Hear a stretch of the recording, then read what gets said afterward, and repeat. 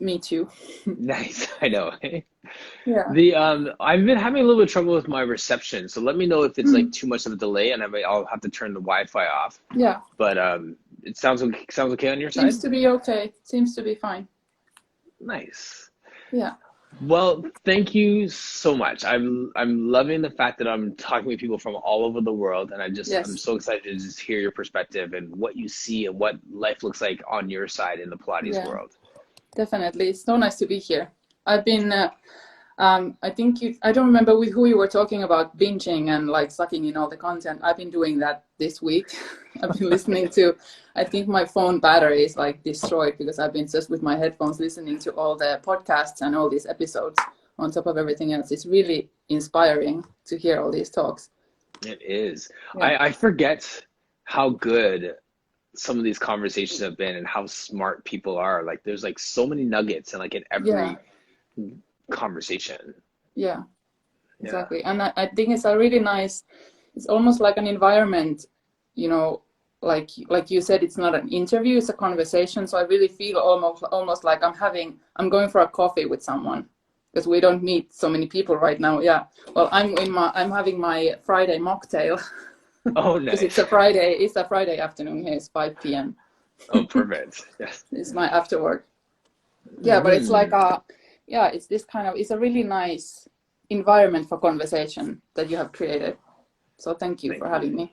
Yeah, no, my pleasure. So for those who don't know, can you say your name and your business, please? Mm. So my name is Hanna Joensuu, which is Mhm. also a town here in Finland. I'm not from there, Okay.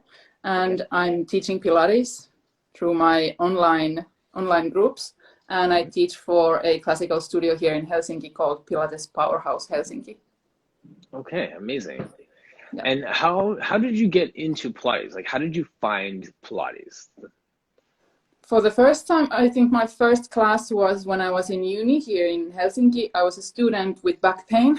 I was Okay. I was working, I think, 3 jobs at once. One in a bar, one in it's like a local McDonald's, then one in a, like a weekend fresh market square on top of my studies. And then it was breaking my back. I wasn't an Standing all day, athletic, right?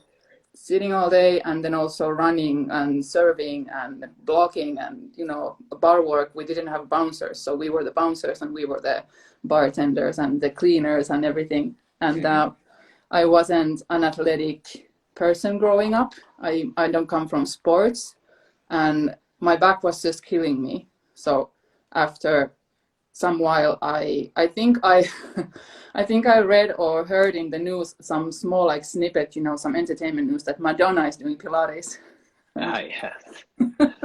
and I was thinking like, well, I'm gonna try that. I saw that in my uni gym Yes. class. There was a course, so that's how I started. I really liked it immediately, and of course the immediate relief it gave to me, and I think the benefits were just so concrete that I really got into it from that point on, and it was a hobby for me for a long time before I did my first teacher training. Okay. Mm. Now, when you did your first class, I'm always curious about this because I Mm. see this with my clients too. Let's say they come in with back pain, and then you just Mm. throw a bunch of exercises at them, and then all of a sudden they're better, but they Yeah. can't put their finger on what exercise Mm. made them feel better. Can Yeah. you kind of pinpoint what exercises actually helped you the most? I can't say it was a different type of class that I'm taking and teaching today. Hmm. So I think it was a lot of just this kind of like a core concentration, like on breathing and small movements and kind of building up for connecting with your body. So it Yes. was that for me because I wasn't able to roll up. I wasn't able to do any of those things in Mm. that point because it was too painful. But I think for me personally and what I see a lot, it might be just to start moving because I was also already afraid of the pain at that time. Yes. I was afraid to move, I was afraid to do things, and I knew that when I go to work for, Friday night, Saturday night, Sunday, I'm not gonna walk properly. So Hmm. it creates this kind of fear of movement also. Yes, So for which me, it tightens you was up kind of, more. And yeah. or trying to, you know, like I learned like, okay, if I have like, it's probably because my lower back is like tilted or arched or something, so maybe I have to tilt it the other way. So that definitely didn't help. Kind of finding the balance, and then yeah, just movement in general was my savior, really. Right. Now that we know what we know about Pilates, would you call a lot of those exercises like pre-Pilates almost? Yeah, probably something like that. Yeah. Yeah. There were definitely like elements of the exercises that we talk about now, or that I know now. You're right. But I didn't know, and I didn't know it at the time, and it kind of doesn't matter in that sense. Of course, now like professionally, and we know that, okay, I have some kind of esteem what I want to call Pilates, and then there are other things that are inspired from something else, or I can break it down into a smaller thing that builds up for the exercise. But for me, of course, what I took from there was the relief and the confidence. Yes. So I think it's different what we talk between maybe teachers, you know, we can like contemplate what and about the industry and all these things, but then what we give to the people, of course, there's integrity, but you know, it's not why they are there. They are not there for the history lesson or the dogma, you know, like what is okay and what is not.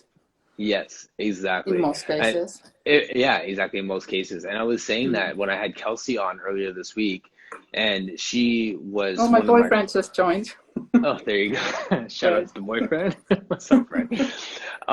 The sense of like when I learned Pilates, I was, you know, just an athlete. I took this Pilates for athletes class, and this girl just completely, I wouldn't say, and it's not like she really kicked my butt. It's just that I couldn't do an exercise, and that challenged me. And now looking back, even she said it. If she knew what she knows about Pilates now, she might not have even taught that class.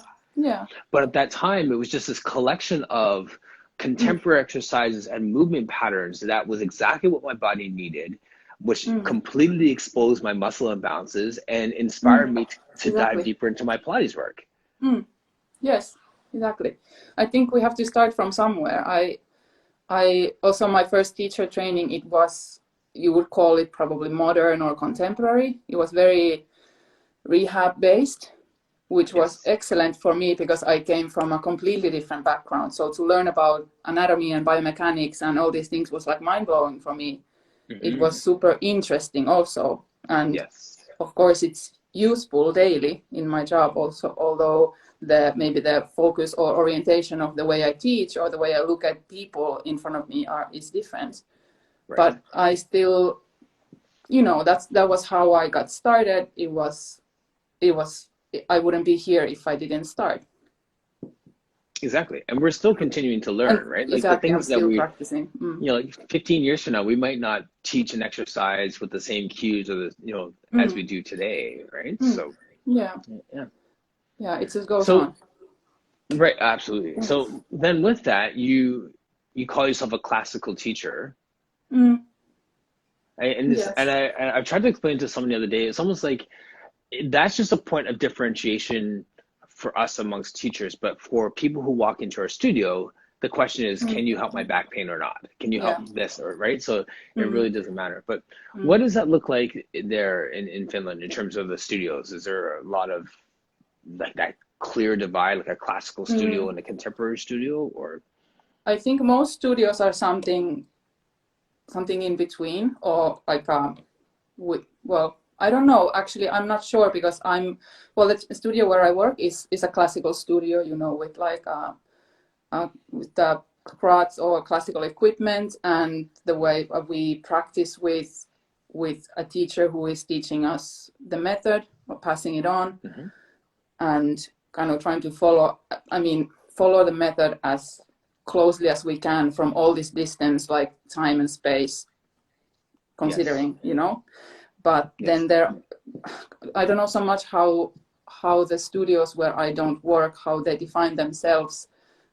But I think there is an understanding or an idea about this division, the so-called division. But I feel like sometimes we call it a division, and that's the division, you know, in a way. Yes. That's the thing that it divides us. Yes. But of course, there might be different ways of approaching the same thing and the same goal. Everybody wants to help our people to feel better and move better and achieve what they want to achieve. So I think that there's a common goal, and then there are different tools. But it's a slippery slope. I don't know if I can go there. You could totally go there. We're among friends. I think that's the same reason why I even, like, on my business card, I changed it from, like, you know, personal trainer to movement specialist. So I can kind of capture working with athletes and working with general population and teaching Pilates. And so it doesn't really matter. I could have put classical Pilates teacher, like, just to help, you know, differentiate between the studio down the street that has all stot equipment. I mean, that could help, but the reality is I just want people to move better. Exactly. And this is what I'm doing right now, which I love and I strongly believe in, but, you know, that can change. So why not just keep it open and you know, and there will be days when I bring someone in and it's like, we're just doing TRX stuff today. And that's not even Pilates, because they just want to move and sweat in a different way, right? So and I like I think it's in this profile, it's a Pilates coach, right? Yes. Yeah. So I like that way of phrasing it also. Yeah. I'm used to seeing this instructor or teacher. Right. So why does coach resonate with you? I don't know. I think for me, of course, I follow you. I know that you do other stuff than just Pilates also. So I see it more like inclusive in terms of the way that you approach the system or the method or the exercises or the person. I don't know. There's something about it. Would you say movement inclusivity? Something like that. Something like that. Let's use that. We were playing with the word preparation. Like, you know, I watched a little bit of that video. I didn't get a chance to watch all of it, but can you talk about that preparation, like preparing your instrument piece? Like, I love that in so many different ways. Yeah. So the video I sent you, is a YouTube channel. It's by this voice teacher called Sam Johnson, and my boyfriend, I told him that I'm going to show you the video, and he went like, oh. He's been watching some of those with me, like, oh my God, is that necessary? But I'm not a singer. I don't sing. I like to sing. I love music. I love to dance, but it doesn't speak to me in the technical terms, like learning to use my voice. But I really like this channel by Sam Johnson, and he's analyzing and reacting to different live performances and singers singing. So it's an analysis of Muse performing the song Starlight in some big arena. And I think that the take from that video is in the last 2 or 3 minutes. So if anybody wants to just like skip through there. Okay. So he talks about practice and how in this particular performance, and that performer has the skill to show up for his performance, and how it takes a lot of practice so that you know your instrument and you know how your body will react in different conditions, because you might be, you know, one day you might be tired, another day you might be, you know, stressed or sick or with neck pain or headache or whatever it is, or something in your personal life or a global pandemic or whatever it is that is going on in the world or in our lives. And that we can still show up and we can use our instrument without breaking it. So in the sense of the voice, like using your voice, is that you can go to a tour for 1 year or whatever, and you will have your voice in 10 years. So you are not just singing to make a sound in that moment that sounds great, but so that you don't break yourself, so it doesn't create tension or tear, all these things. Yes. So this really spoke to me a long time ago already. I think it was like my first year doing this, like my classical training. And I wrote it down. I'll send it to my teacher, Kati Pylkkänen. She goes by Aito Pilates here on Instagram. And I was explaining like, oh, I understood, like I was watching this. It's about singing, but it's really about what we are doing also. Like we have to learn, or I'm trying to learn to move in a way that I can do my practice. And you know, eventually, of course, we skip things that we are not ready for, and we can't do things too soon. You know, you have to prepare and get stronger and all these things. But maybe like some ultimate, you know, like goal that we might never achieve, but it's still a goal, is to be able to do the work regardless of the conditions. You know, it's not about Yes. if I don't sleep well, I still need to do my workout in a way if I want That's an to interesting maintain this skill. perspective. And I haven't heard that perspective very often No? here, but that makes sense because you're talking about being able to preserve the work within you, and how do you do it in a way that you have some longevity to your practice. I've Yeah. heard Brooke Tyler was on, and she was talking about that, even just the ways that we cue and physical cues. Like, are we using our powerhouse when we're Yeah. cueing someone on stomach Yeah. massage or whatever? Yes. So there, I've heard it said in that way. But what you're saying now is like, okay, so there's a sense of preparing your body, working in a way that you're continuing to preserve the work so that you, whatever stimulus comes, that you still have that internal strength to do it, sort of thing. Yeah, in a way. And I think it's both. It's in our own practice, like individual practice, that I can go on the mat and I can do the series, and you know, I can adapt it for myself. You know, there are some, I don't know if this even called modification or variation. It's just something, the way to do it, or you know, you tune into your body and you know what it needs. That's probably that's the goal, right? Or also in our work that we don't, you know, it's a physical work, or now everything is on screens, so that we can keep doing it, or whatever the person wants to do, you know, pick groceries or go on tour or do a marathon or all these things, whatever it is. You know, and even like online, that's a perfect example too, is because we're so used to teaching in person, and now we've had a year of teaching online, and now you hear people starting to talk about eye fatigue. You know, hip pain from sitting down. Like, instead of me up and down and demonstrating exercise, I'm sitting here. Okay, good. All right, move. All right, and all I'm doing is just sitting here all day, in a sense, oh my right? God, my neck started hurting from just thinking about it. Right. Yes, exactly. So being cognizant of that, how do we be mindful to preserve our careers within our bodies? So that's good stuff. Yeah. I haven't thought about that too much. Yeah, and I mean, of course, it goes with everything in life. I think I was thinking it would be very familiar for any athlete. Like, you do that in sports also. Like, you don't just go to the game. I think you were talking about that with somebody also like a few days ago, or maybe in some podcast. Yes. You don't just go to the game. You have to do the work outside of the arena. Or if you do a triathlon, you can't just. I mean, you can, but is that good for you? Then that's the question. What happens afterwards? You break your knee, what happens or afterwards? you don't walk for 1 week. Right, exactly. Yeah. I've said that to clients in the past too. You know, like, they say, "Oh, I want to go out and run." It's like, well, you can go run a 15K right now, but you'll be sore for like 6 weeks with shin splints and like strains and sprains. Or you can prepare for it, go out, run it, and be sore for a day, right? So it all comes down to how long you want to be sore after the event, and that's all determined by your preparation. Yeah, definitely. And I think it goes also with, it was actually something that I was thinking I would like to ask you about setting goals, because I don't have that experience of, like, you know, doing sports or doing this like organized sport or activity. I usually just wanted to quit everything as a kid when it got difficult, whatever it was, sport or some other activity. I was so shy and afraid of like not knowing what to do. And then I never learned that, like, and I was always allowed to quit.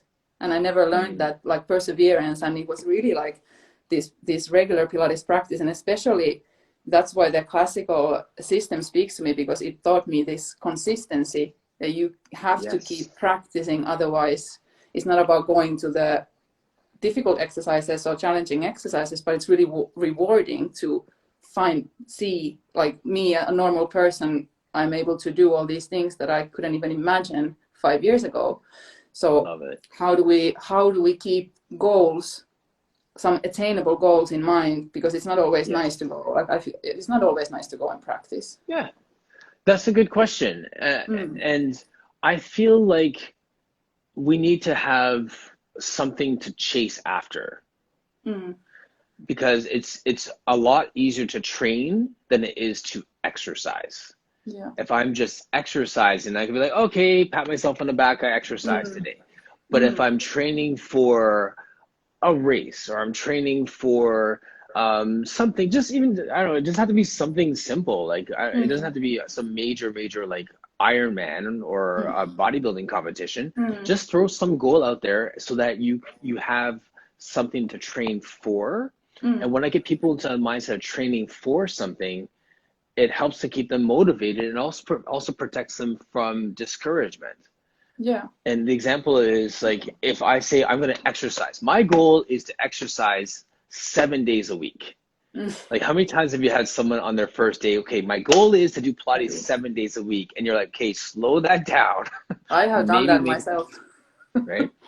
Yeah, you're setting yourself up for disappointment. So I'd rather say, okay, well, let's train for this. Let's, like, you're going on vacation, simple goal. So that's way out there. So if you are training for that, then you're not going to beat yourself up if you miss your 1 day or 2 days, because you're still training towards that goal. Get back on track and continue training instead of like, let's give up altogether because I missed 2 days in a row. Yeah. So I get people into the mindset of training for something, preparing for something, instead of exercising to tick the box for exercise sake. Yeah, it's very interesting. And then what I find personally, and then I see a little bit with the people I practice with, all my clients, is that of course we can tell everybody all the benefits of this exercise and this system and this sport, or moving in general, whatever the sport is. It's like you feel better, you have more energy, you know, you don't have so much pain and all these things. Or you might notice that something that was difficult, like getting up from bed, gets easier. But before you experience that, it doesn't necessarily motivate enough, because it's so, I don't know how to call that, but I don't know, for some reason it doesn't speak to people. I can see that they are like, yeah, but I don't want to. You know, mind is lazy. Right. Well, I think too, Hannah, what you're talking about is just motivation. And I think as coaches, trainers, instructors, we feel like it's our job to motivate people. So my question to you is, can we motivate people? Well, to an extent, I believe so. Yeah. But they need to need to get motivated also. But yeah, of course we can motivate, but it's not a one-way street. Right. Sometimes I'm guilty of making it a one-way street. Come on, you can do it. Get in here. I'll call you tomorrow. Text me when you get that workout in. And they're just like, meh. Like, I'm more excited for their workout than they are for yeah, exactly. Yeah. Right. Because we are excited about this, already. Yes. Right. Well, this is our gig, right? So. Yeah. But that's exactly it. Like, so I'm always thinking about that motivation piece. Is like, okay, at best, I'm awakening that person's motivation in themselves. Yes.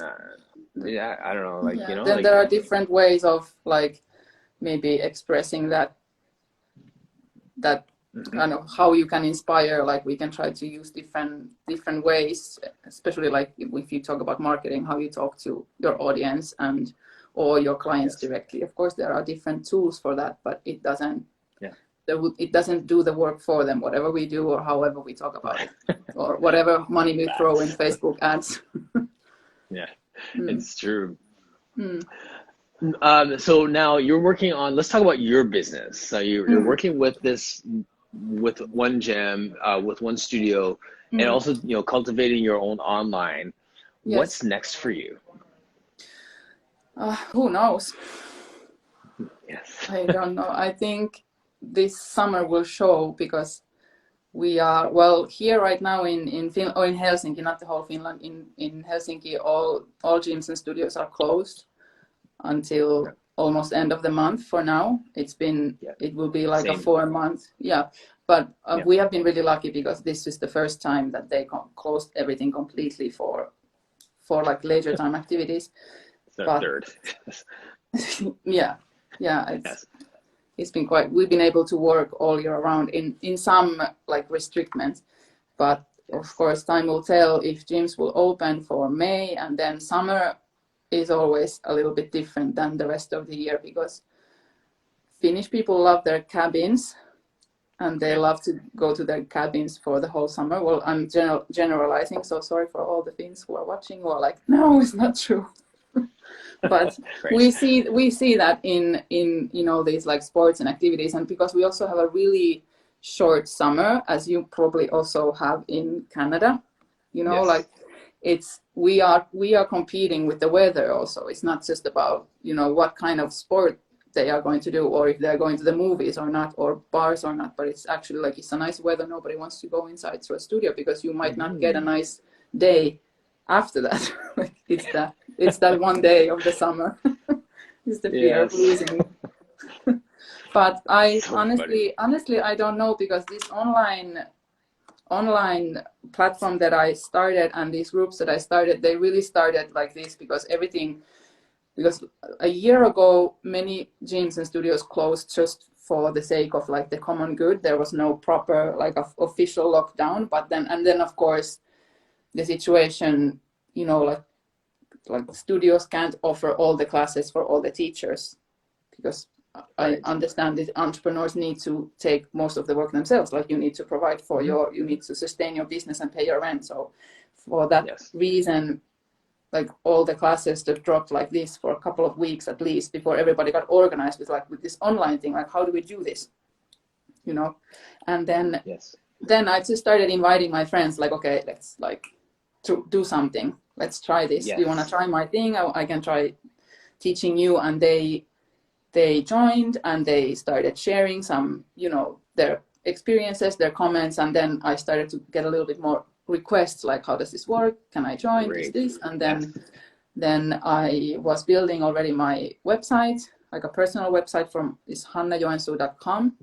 And, it's just kind of all grew organically while I was figuring out how to, like, what kind of stuff I want to include there. And then, whoa, there's a booking system. Okay, well, it integrates to Zoom. Okay, so what about payments? Like, then it was all there.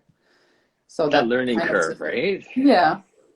And then now I have these groups, and I mean, they have been coming. Some of them have been coming since last March. It's amazing to see the improvement, and they were not clients before that. They are new people to me also. So it's amazing to see how much we can do, even we don't have all the things. Like, I believe my goal is not to teach virtually 100% all the time, always, but it's a really nice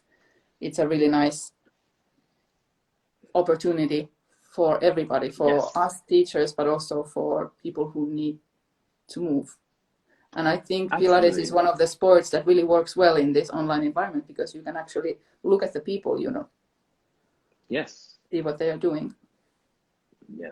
Does your boyfriend take your Pilates classes too? He started. We've done some sessions here at home on the mat, and then we had a chance to do something on the reformer at the studio before it closed. But now we're on a break from there. But yeah, he started, and it took some time to convince him to start. I think he was always like, yeah, it looks, But then, finally, I think the last 6 months we've been practicing on and off. And he was pleasantly surprised that it's not a girl sport. Yes, definitely. There he is. Yeah. So what's your thoughts on teaching men Pilates and getting more men connected to Pilates? I think it's really interesting, and that's why I wanted to practice with Freddie, because I want to learn more about teaching men. Because at studio environment, of course, we have men at Powerhouse, but still majority of clients is, and I have all my online classes too, but still majority of clients is female. And then to get to work with a man one-on-one, and then I have the confidence to, push and pull him without being, it's still, we have that trust already. It's not uncomfortable for him. So then I get to, like test these different skills and maneuvers. And especially even in studios now, we are not touching so much, even when we were having clients. Right. In that physical environment, we still try to keep that safe distance. It's kind of required at the moment. So there hasn't been so much, how do you call this? Is it tactile or? Tactile, Yeah, tactile teaching. It's kind of a skill that needs maintenance also and practice. Right, exactly. And Yeah. no one's is like an absolute expert on this, but I just out of curiosity, what have you noticed as some of the differences in teaching men versus teaching women in your experiences? Well, I noticed something because, you know, it's because I'm teaching somebody who's really close to me, you know, so Yes. I might not have the same filters as I have in a client-teacher relationship. So I can see when I am trying to say something that is too complicated, when I'm going like to trying to, like when I'm explaining too much, I'm saying like do this, do Yes. that, like this little thing and tweaking, and then he doesn't get it because he doesn't maybe know the exercise yet, or is not ready for the exercise, or whatever it is. Right. And then I get nervous. I'm like, why you don't get it? And then it's like, it's not about him. It's actually like, okay, why am I doing this? It's a good lesson for me, but it's safe in a sense that, of course, I don't react like this with clients at the studio.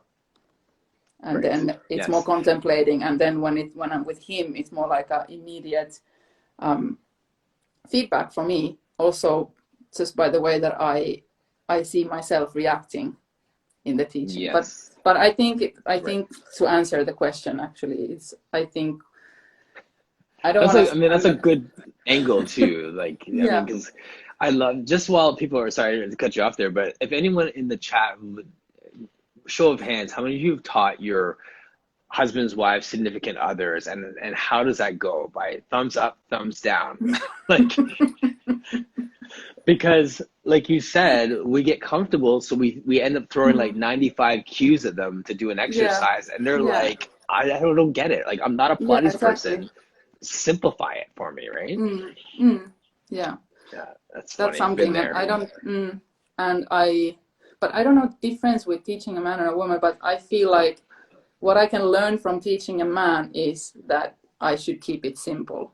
It's not just from, I'm not saying that for men, but I feel like sometimes some female clients ask more questions that are more like maybe it's a learned kind of perception that like, okay, how should I feel this? Should I have like this? They ask more about these details, like, am I going to hold my hand like this or like this or like this? I don't get these from my male clients. That's one. And then of course body is different, the shape and the size, and you know, like you guys are usually stronger in general, like by physique. So there are different challenges that I can throw at him also. Than a beginner on the course. No, I love that too, because a lot of times we think that the exercises are beginner, intermediate, and advanced, and then, you know, the Freds of the world show up, and he could do an advanced exercise because he has upper body strength, but can't do a basic exercise because he doesn't have low back mobility. Right. So we have to be really sensitive to the body that's in front of us. We've said that all the time. But it's fun when you have certain bodies where it's like, okay, you can do this quote unquote advanced exercise, even though this is your first time in the room, and you'll probably nail it. And you might take the rest of your life to get this basic roll up without something happening, right? Yeah, and also what I have seen now, I can talk about. I think I have permission to talk about Fred and his practice, but he's my puppet. But what I see also is like, I can throw something like, with his upper body strength, he can go through an exercise, and it looks like, let's say, like you have been talking about shapes and forms also. The shape looks like correct in a way, like it looks like I think it should look like. But then when I see it a couple of times, I didn't see it on the first time, but when I see it the second time, the third time, I'm like something like now something. Okay, so it's because you can compensate. Of course, we all do our weaknesses with something else, and then in this case, I have seen that strong upper body, or you know, those like strong arms doing all the work for the whole exercise, because you need your whole body anyway for most of the things, although the focus is on abs or back or whatever. Right. And that's exactly it, right? And not only are quote unquote guys guilty of that, because you can muscle through like a long stretch, for example. you see that with women too, or Yes. dancers in general, where they can do like a big huge leg circle and it's like, wow, that looks really good, but you're Yeah. not really using anything, you're just Yes. depending on your hypermobile joints. So Yeah. It's both having ways. that eye, it goes both ways, Mm. yeah, and just having Mm. an eye to recognize that Mm. is the that's one of Yeah. those growing edge things for me too as a teacher, Mm. to find out when people are cheating.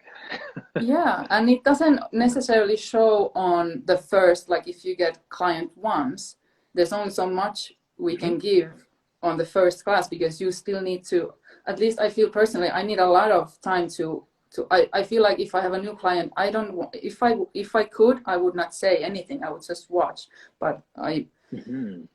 I'm getting uncomfortable with that silence. I feel like, of course, I want to give them something. They don't feel like they just came here and it's Right, the yes. balance in between, like you still want them to come back. And Mm-hmm. we want to Right. give them a good workout on that first time also. But it's still like, Yes. I feel like you need more than, of course, you need more than just one time to see Yes. all these things. And when you get to know the person and see how they move more in different shapes.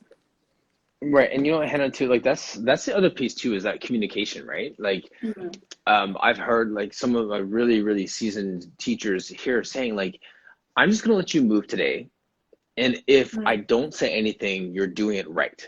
Like, you know what I Mm-hmm. mean? Like that sense of, because I mean, a lot of times our clients start doing stuff, and we're watching them move, Mm-hmm. and then they stop moving, and you're like, and they're like, am I supposed to keep Yeah. going, or like Yeah. am I doing something wrong? So like Yeah. when you put your vocabulary out there right at the get Mm-hmm. go, it's Mm-hmm. I've started to do that sometimes. Like if you don't hear anything, just keep moving Yeah. because you're doing it right. So you get to Mm-hmm. kind of lean into that silence and let them know that like there's some confidence in their movement, and then Mm. you can pounce and make a little tweak and then let them move Yeah. again. And then Yeah, and exactly. so this, I'm learning like all these little techniques over time Mm. where we can now use silence and we can use that observation. We Mm. can just cut them loose to move for a whole session with minimal Mm. cues.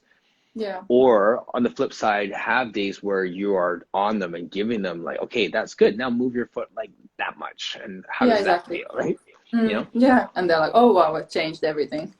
Yes. Mm. Yeah. It's fun. Yeah, it is. And it goes both ways, because then sometimes I see, like when I'm doing that, like analyzing and watching, and then I start talking like, okay, now next time you are whatever, how I start, then they stop a lot. Also, it's like, let's wait for the instruction is. But Yes. it's that's the interesting thing about this, like one thing doesn't work for everybody. It's Right. every person is different, but also they are different every time they show up. Yes. It keeps That us is on toes. uh, absolutely Yeah. very fun. Um, Thank you for your time today. Like Mm, it this went is so funny how quickly. fast this time goes too, right? It's Thank you. crazy. Again, you Thank you understand. so much for having me. And It was super fun. I was so my nervous pleasure. before, but now it's amazing. I could go on. Yes, exactly. And that's the thing. Like Mm, I love it for that reason.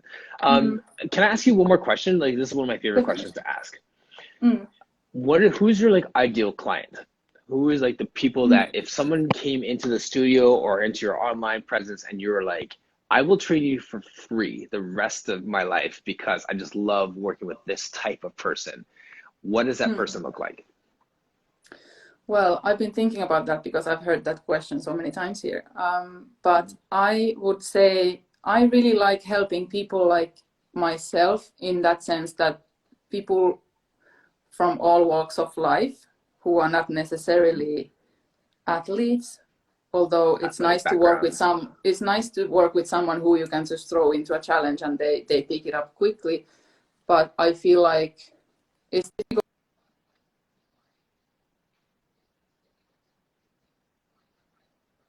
And how what I experienced myself is this ownership of what I'm doing. Mm-hmm.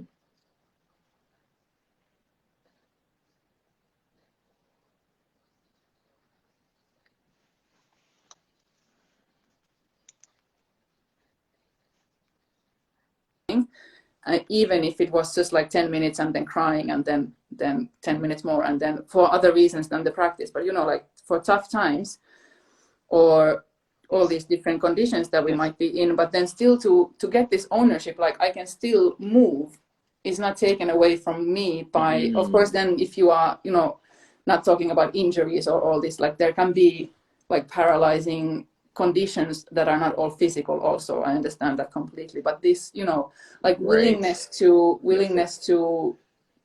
get yourself there is enough. I kind of, I don't know if that's a person, but that's what, yeah, it's not a person, no, that is but that's something that I really is really, I don't know, it's getting, you know, it's making me speechless because it's so great. You know, I love that. Yeah, we practice through all this turmoil that is going on, you know, and even I mean in the States, in North America and Canada, it's still all the things that you guys are going through. Of course, they are global questions, but still we have this distance that we, you know, well, I don't know. I sympathize a lot with. Sorry. Do you feel like helpless in that distance? Well, not in a way. I feel like it's almost awkward because I'm talking from my perspective only, but I feel like we have well, we're throwing this word privilege a lot, but we have this chance to tune out because it's like world news that doesn't affect us. Of course, there are political like environment that is global. Finland is no exception in that, but it's still, you know, it's world news. Nothing to do. It's just like this pain of the world. It's easy to just like shut it out and focus on because everybody has problems. But I really sympathize or empathize with everything that's going on, and I've been really moved by the conversations that I've listened that you've had with your peers and your friends and colleagues and people here. It's been very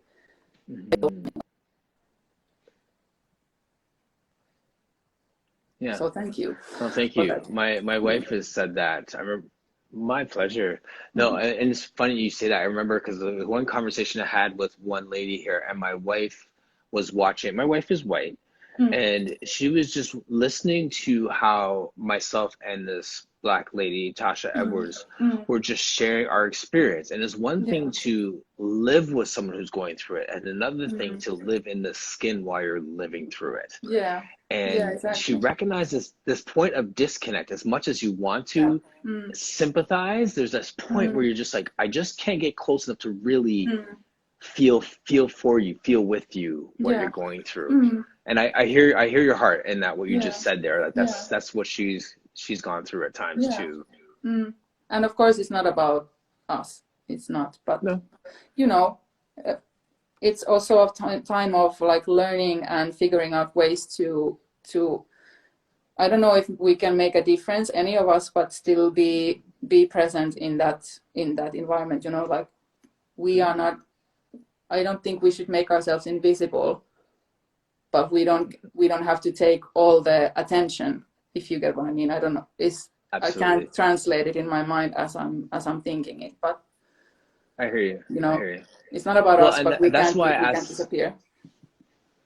Yes, and that's why I asked the question, who's your ideal client, right? Because when it comes down to it, I've said in the past, you really can't change the whole world, but you can change your immediate sphere of influence, right? So if you have people coming in that are just willing to explore movement and find life and find freedom and just feel better about themselves, it sounds so like pie in the sky, you know, warm and fuzzy, but when people feel better in our studio, when they feel better in their movement, they feel better in their skin, they feel more confident, and they take that out into the world.